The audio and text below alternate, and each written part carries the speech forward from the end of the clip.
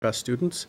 Um, every year, the high school helps to identify the students who meet the criteria, which are um, basically we're looking for strong students, but also well-rounded students who are active members of the community and also show leadership at the high school. And so, it's really my pleasure tonight to um, introduce you to four students who exceed these criteria. So I'd like to have them come up and sit with us for a moment. So I'd like to introduce Grace Mayer, James Norberg, Elena M., and Colin Vermillier. Let's get you a fourth chair, guys.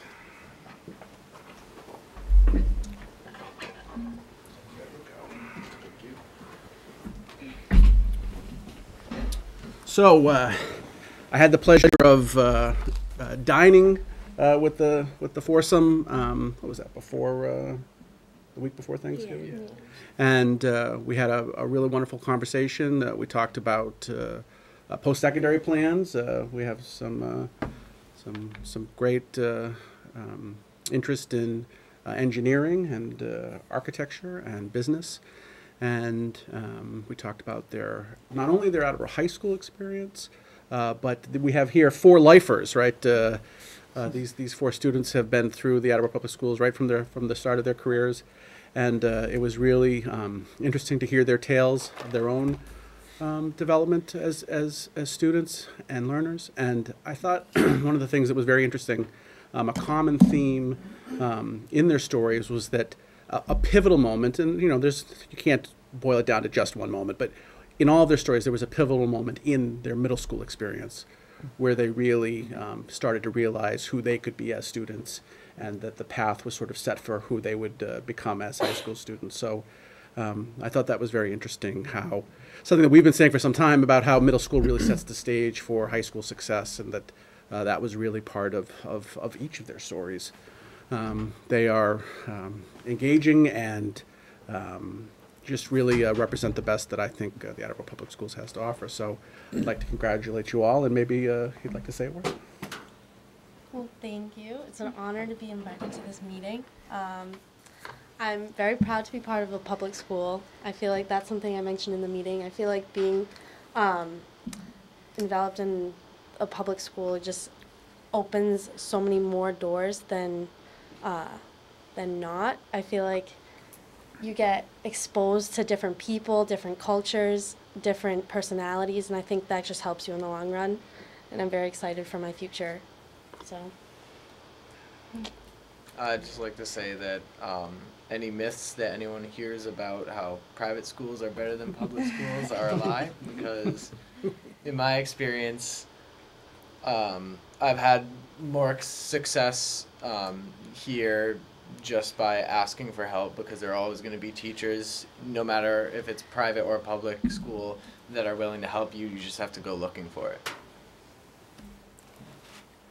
I've felt a lot of freedom here at Attleboro schools compared to people from other schools. I've really enjoyed being part of Attleboro compared to like schools like Fian, where they just don't have the same options that we do here. And one of those opportunities that we get here that like places like Fian don't offer is definitely like the CTE, which I know I've benefited tremendously from through, I'm in engineering, and so I've got to learn new like programs and things that you wouldn't normally learn in like regular like gen ed classrooms, so it's been really helpful. So thanks. How many of you are in the CTE program? Us too. Yes. Which programs? I'm in design and visual communications, which as of this year is called graphic design and communications. I'm in engineering.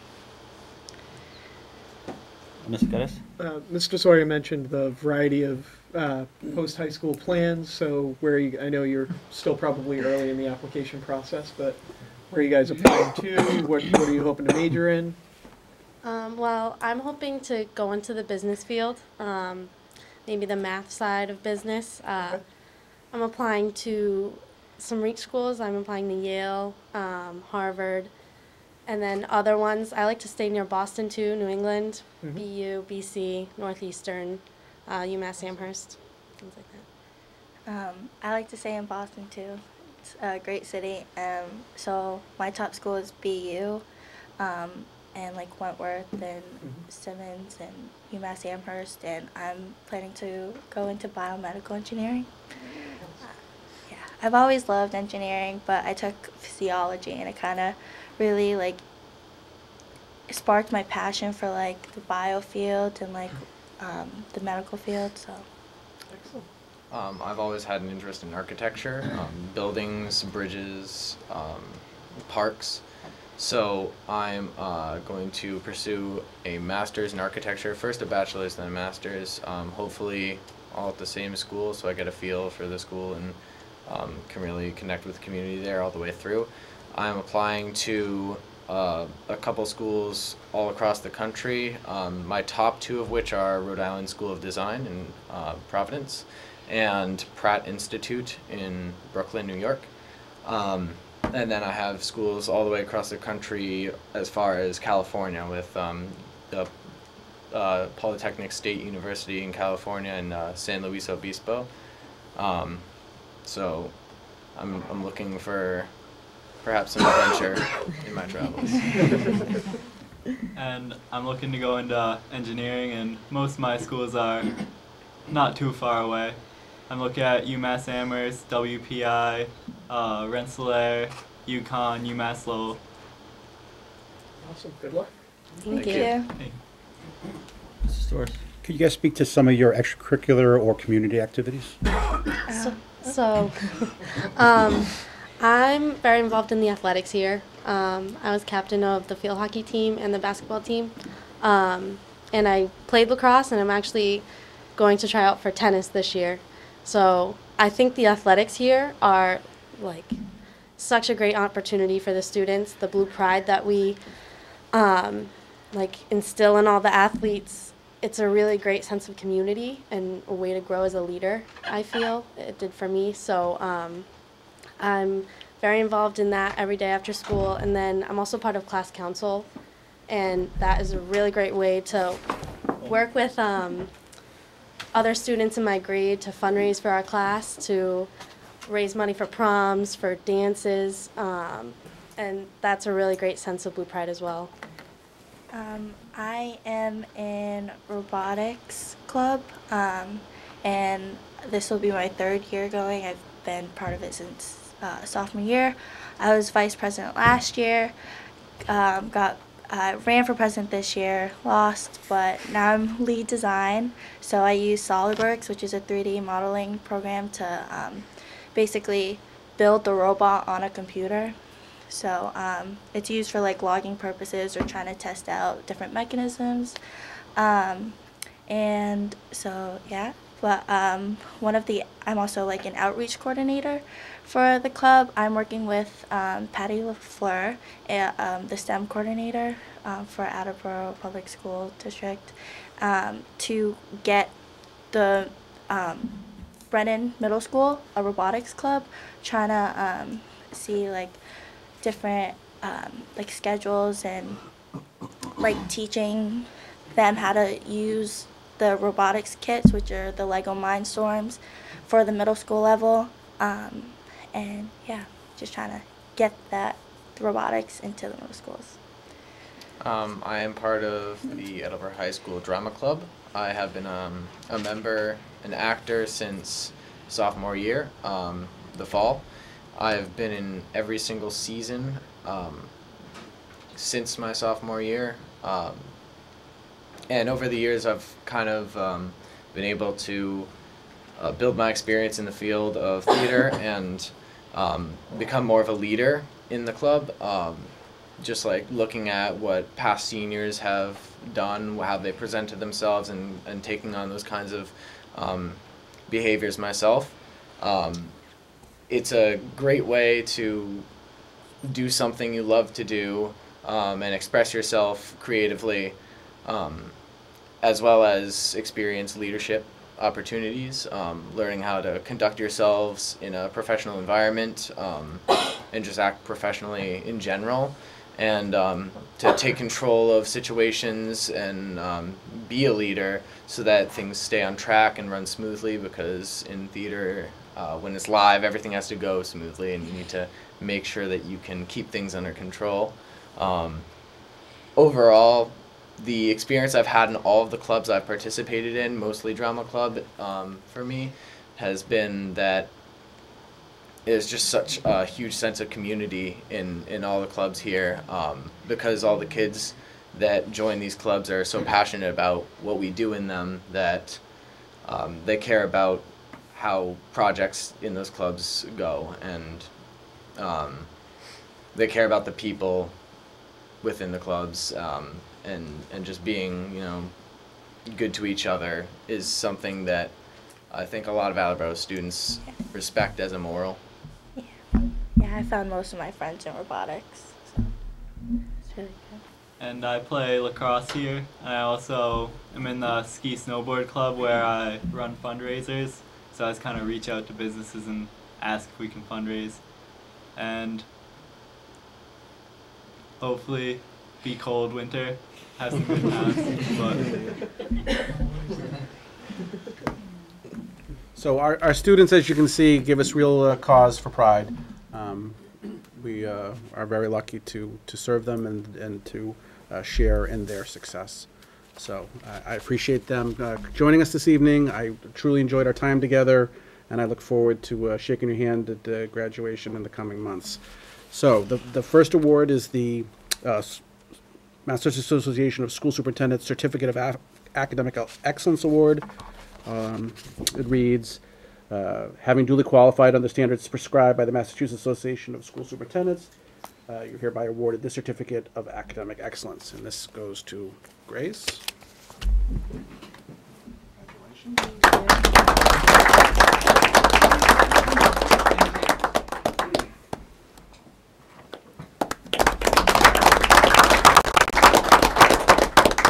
And then we also have the National School Development Council Award.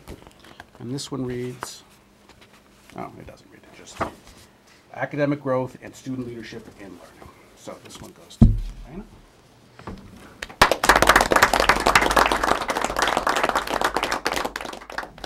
And Colin.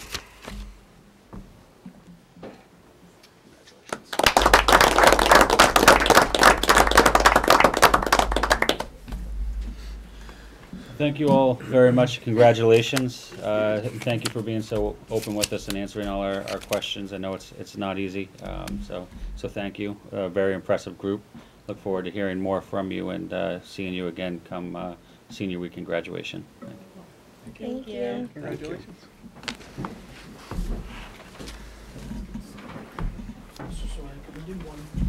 Sure. Where would you like this? You just in the middle right there. This is not a middle school dance, but we'll do girls.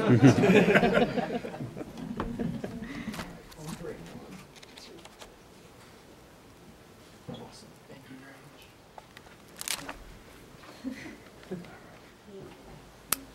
Thank you. Thank you.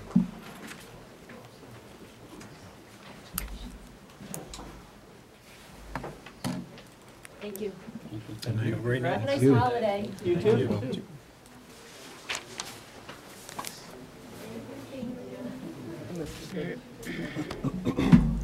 All right, next up we have our Student Advisory Council update. Mr. Lancaster, welcome. Hi. Welcome back. Hope everyone had a nice Thanksgiving. So in respects to what's going on in Attleboro Public Schools, coming back from break, you know, we have a lot of stuff like that's kind of focused on like community building. There's a sense of like, I just know from my experience in Attleboro High School, now that we're coming to the end of the first trimester, some middle schools and elementary schools coming to the end of their first term. Everyone's kind of like getting used to like their systems now, you know, getting ingrained into their methods of how they're kind of, you know, surviving the school year. So there's a lot of like, as we'll say, there's like, you know, bowling activities and a lot of things that like teachers are doing. Term 2 begins, like I said, after school enrichment, PTO, elf shop breakfast, dine outs, the Polar Express movie night, a lot of like, you know, community gatherings for the students, teachers, and parents to get together to kind of just, you know, continue make some movements towards more unity, I guess. In Coelho, the end of their first term, and then there's the dental clinic, and then there's the report cards and the PBIS meeting. Brennan has a neurological exercise specialist presentation coming in, and then there's the bowling night, and then there's parent-teacher conferences as well. In Wamsutta, there's a Junior Conservation Commission kickoff for 5th grade and a holiday fair from 9 a.m. to 2 p.m. Here at the high school, the winter sports are beginning. As we move into the colder weather, final exams are tomorrow and moving into the next couple of days, and the half days, and then the first trimester ends, moving into the second one. There's the fall play, and then SATs are coming up as well. And then finally, we have the beginning of the second trimester and the trimester 1 report cards. Community engagement, like I said, we have a lot of things like bowling night for the middle schools and stuff like that. Brennan Middle School has theirs. Phone banking at the AHS for the AHS campaign through student volunteers, and then parent-teacher conferences. And then for specifically SAC, we're having a recycling competition, which is pretty much friendly. But what we're trying to do is we're going to have, in order to encourage the students and teachers and staff of Attleboro High School to recycle more, we're going to have bins out, and, you know, they'll be labeled freshman, sophomore, junior, senior, and whichever class after a certain amount of time, I think we're going to do a week, has recycled the most at the end of the week will receive some sort of prize. We're thinking maybe like a Dunkin' Donuts breakfast or something in their advisories, so that you know, we can get some recycling done and hopefully kind of integrate that into students' lives a little bit more. With our group at SAC this Thursday, we're going to be talking about volunteerism and supporting for the new school. With the AHS campaign coming up, there's like a lot of kind of nitty-gritty work that can be done that is very easy for students, especially the ones in SAC. It's easier for them to kind of jump in on. Like there's phone banking where we would pretty much be calling you know, normal households, voters of Attleboro, to see if, you know, they could possibly advocate for the new school. You know, we try and get that out there as much as possible, and just kind of like field work. I mean, at the last meeting, I passed out some of the bumper stickers I got, AHS, you know, vote yes, check mark, kind of supporting the new school. So it's just kind of doing as much as we can to get the word out there, spread it, and maybe even, you know, have the students volunteer and get involved in the campaign, which is our, you know, final goal, to have that kind of connection maybe between the school, the campaign, and the new school, you know, hopefully coming up soon. And that's it. Thank you. Thank you, Mr. Lancaster. Next, moving on to our business agenda, we have a superintendent's report, which is the budget process preview. It's hard to believe we're here already. Yes. So,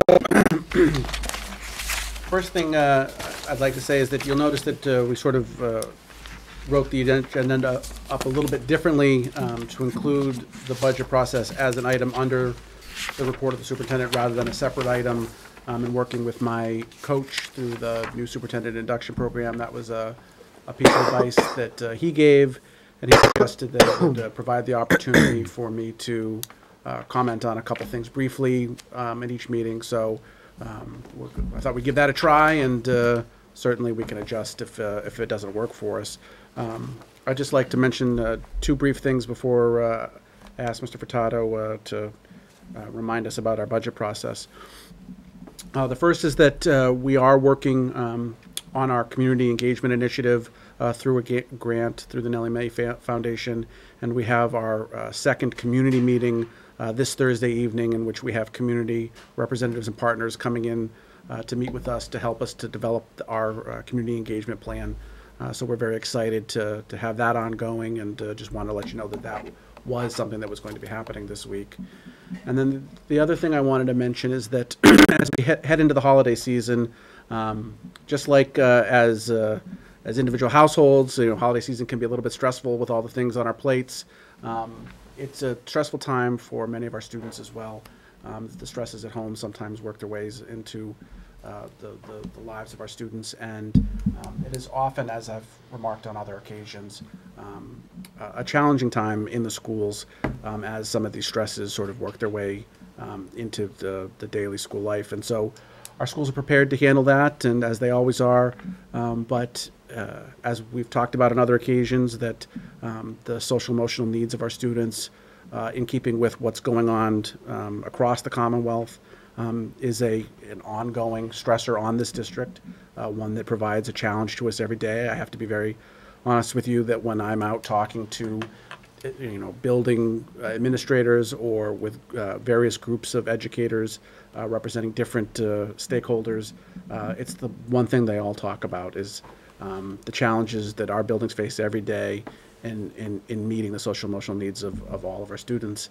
And the fact that precisely at the time when this challenge is growing, as a district, we are have fewer than our normal allotment of people to deal with these problems. And so this is a real challenge for us, and one that I just think it's important to acknowledge that the people on the front line of this every day, really struggle with it. It's difficult, and we don't necessarily have what we need, which we have identified. When we talk about how we're $10 million away from where we need to run this district, a lot of those resources would be used to help address this concern. And just so as we head into this stressful season and these problems are a little bit exasperated by that, it's important to remember that as we talk about this budget, there are real implications for the fact that we as a district are underfunded. So with that note, I turn it over to Mr. Furtado. Thank you. So I just wanted to remind the committee about 3 years ago, a new process was initiated and put into policy. We provided the kind of picture of that process. We have started that process for the FY19 budget. The ONI Council of the Lab has sent out the survey of district staff for identification of the major budget priorities from the staff perspective. I personally have visited every school in the district as well as all departments to go over the current budget and how that looks vis-a-vis for next year and plans and hopes for programs. We, as a district and as a committee, ought to be aware that we've had some, challenging news from the grant perspective. We've lost a couple of grants in the early childhood area. There's lots of threats on other grants, particularly those tied at the national level for next year. So we're very concerned about that, and as the superintendent just identified, there are some glaring staff needs in terms of support of students that we will identify in this process. So going forward, we will provide the committee at the meeting on the 11th, I believe, a budget that would identify not only level services, but what our needs are in terms of student support for the FY19 year. That'll be at the December 11th meeting. Yes. Mr. Geddes? And would that take into account almost like a plan B if those national grants are, like, is there a... There's a continued process from that point. There's going to be multiple inputs. We have no visibility on the state's budget issues yet for 19. So as all those realities unfold, the grant realities will unfold with those, and you'll be aware in real time as to what the implications of all of that would be. Perfect. Thank you. In my recollection, when this process was set, which was a couple committees ago, it was to enable us to set forth what level services would be, but also to set forth what our needs would be and what our priorities and those needs would be before numbers start trickling in, so we can put forth a realistic visual to the community of what it is that the schools need to run as is, to need as we want, as not as we want, but as we need to, and also then prioritizing those needs. Yeah, we'll have that full picture financially in December, and then reality hits, and there'll be the data coming from the state will happen in February, and that will be revised numerous times through late winter, early spring, until it kind of lands in mid to late spring, and then there's a translation into what that means for the municipal side, and then kind of a final landing spot for where we believe will be. Any other questions for the administration? Mr. Quinn? More of a comment, and I think it really dovetails nicely with, what you're saying, Mr. Superintendent, about the challenges that the district faces and that overcomes on a regular basis. And if I could just make a respectful suggestion, a lot of times we focus on the number, that $10 million number, and I think that's really resonated with some folks. What I would respectfully suggest is if we could start to kind of tease out what that means in terms of impact on kids. And as we're setting our budget priorities, what's the story that we want to tell with our budget? So that way we can all kind of come around this vision of what this $10 million is going to mean for our students. And that will also help us to kind of think about our priorities, because as we fund this, what almost an if-then. I know it's kind of hard with such a complex system, but if we can get an understanding of how that money is going to be allocated and what we hope to achieve by that, I think we can start to make it a little bit more tangible for folks and to build that momentum, because I think this administration has done a fantastic job of being transparent about what those numbers would be and where they would be allocated. I think just kind of putting a little bit more meat on the bones of what that means in terms of the student experience would be useful. Thank you. Mr. Geis? I think to piggyback off of that comment with the students that were just in the room where you talked about the impact of the middle school years, we barely had a chance to assess the impact of middle school guidance counselors before we had to cut those positions. I think we only had them for a year, correct? So I think that's a great example to Mr. Quinn's point. Mr. Larson? I think also, as part of the presentation, if you would, Mark, just some of the numbers get too big for people to really be able to get their heads wrapped around. I've run into this in other situations, and so maybe if we can break it down to the per student cost. Sure. And then I think the relevant number then to bring in to compare is, what would the $10 million per student look like, and then compare that to the state average so that people can start to grasp a number that's smaller, much more understandable, but also with the context, of where the rest of the Commonwealth is. Because I think bringing the number down to a smaller, more manageable, more understandable number, I think helps people grasp the story that I think we're trying to tell them. When you talk about 74 million and you talk about another 10 million, there's very few people that really those numbers mean a whole lot to in their personal lives. And so I think if we can bring it back down to a smaller number it'll help tell the story, I think, better. Thank you. Mr. Tyler? Thank you, Mr. Chairman. I think this might be a the story instead of Mark, but now that we've been able to take the MCAS more online with technology, we're going to see in this future budget for FY19 the deficits that we had in the MCAS and how that money has to be kind of brought over to. We have certain areas, I'm sure, that need shoring up because of those results. So is that something we're going to expect in this budget, or is it something that is probably more long-term? The results from MCAS are one of the many inputs in terms of helping us to understand what our needs are, and that the budget that we're going to propose eventually will certainly be addressing those needs, on a priority basis. So, that's one of many inputs into the process. Okay. Because I think my point is, when we've gone over this year after year after year, it looks like we're putting a wish list together. This is not a wish list when we come to a budget. This is strictly on needs. Yeah. And that has to be stressed. People see this number, and then we magically are able to shrink it to fit within whatever the city and the state is able to provide us.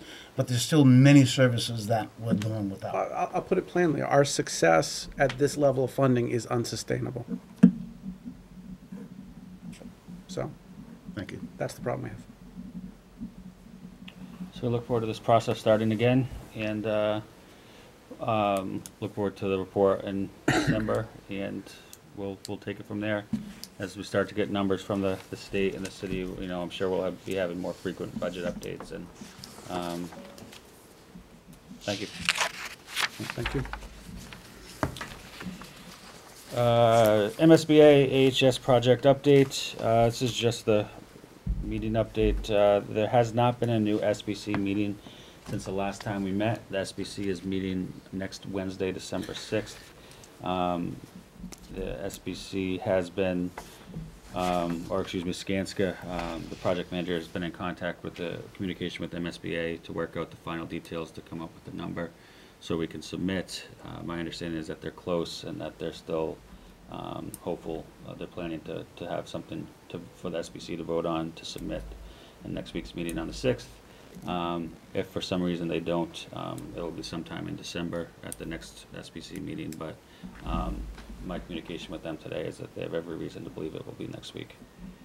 Have you heard anything? No, that's consistent with our last discussion. And that's it from the SBC side. There's no real changes to the plans or anything like that. As I said, the SBC itself hasn't met since last time. Mr. Storrs. Are we still hopeful that we will get a determination from the city council on the ballot by the end of the year? Yes. Okay. Yeah. So the plan has been, and again, last I heard last week, it hadn't changed, is that the city council would vote on a date sometime before the end of the year. And I think that request has to come down from the mayor's office to the city council, and they vote on it. And it still would be sometime, again, the plan is at sometime in March. Mr. Quinn? Does that require a public hearing to take that vote? I'm not sure. I'm just, what I'm thinking is we're running short on time. Yeah. And, you know, if we're going to have a 1 week lag, then we're really short on time, so. I'll communicate with Council President Cook and find out. I'm not sure about this logistics of how it has to work, but I'll touch base with him. Any other questions? So I hope to have a more substantive update at our next meeting, which will be a week after the SBC has already met. That concludes our business agenda. Moving on to next item, which is our minutes from our November 13th, 27 meeting. Minutes were circulated with your packets. Do we have a motion to approve? Motion to approve. Second. Any discussion? All those in favor? Aye. Opposed? Motion passes. Consent agenda. Motion to approve a donation of 6 tambourines and 2 hardwood block drums for the Willett Music Program from the Fitzpatrick family for an estimated total value of $110.14. So moved. Second. All those in favor? Aye. Motion to accept a check in the amount of $75 from the Community Crusade for Children Inc. Kiducation Fund to be deposited in the gifts donation line at each of the 3 middle schools. So moved. Second. All those in favor? Aye. Motion to approve a donation in the amount of $1,297.87 from Custo Mink to the class of 2021. So moved. Second. All those in favor? Aye. Motion to approve a donation in the amount of $25 to the Attleboro Public Schools from the Attleboro Historic Preservation Society, Inc. So moved. Second. All those in favor? Aye. And that concludes the consent agenda. Subcommittee reports, Mrs. Scales, Policy and Personnel. Thank you. Just want to let the committee be aware that the following policies were removed from the table and will go into immediate effect. Policy DFDA, Golden Age Pass. GA, Personnel Policies Goals. GBA, Equal Employment Opportunity. BHC, School Committee Staff Communications. GBEA, Staff Ethics. GBEB, Staff Conduct. GBEBC, Gifts to and Solicitations by Staff. GBI, Staff Participation in Political Activities. GBK, Staff Complaints and Grievances. And GCBB, Employment of Principals. I also want to remind people that the public comment period on the bullying prevention and intervention plan ends tomorrow, if anybody has any feedback. Thank you, Mrs. Scales. Next, open forum. Is there anyone here who would like to address the committee at open forum? All right, that will close open forum. And then quick, before we go into executive session, I just want to read a statement regarding our executive session minutes. Pursuant to the open meeting law, as chair of the school committee, I recently reviewed the minutes of the committee's executive sessions from June 27, 2016 through September 11th, 2017. After review, I have determined that all of the minutes remain subject to non-disclosure as publication would defeat the lawful purposes of the executive sessions. In accordance with the open meeting law, I will conduct another review of executive session minutes within a reasonable interval. All right, and with that, we have an executive session. The Attleboro School Committee will convene an executive session pursuant to MGL Chapter 30A, Section 21A2 and 3 to discuss strategy with respect to negotiations with union personnel and to discuss strategy with respect to collective bargaining, respectively, as an open meeting may have a detrimental effect on the bargaining position of the school committee. The school committee will not reconvene in open session.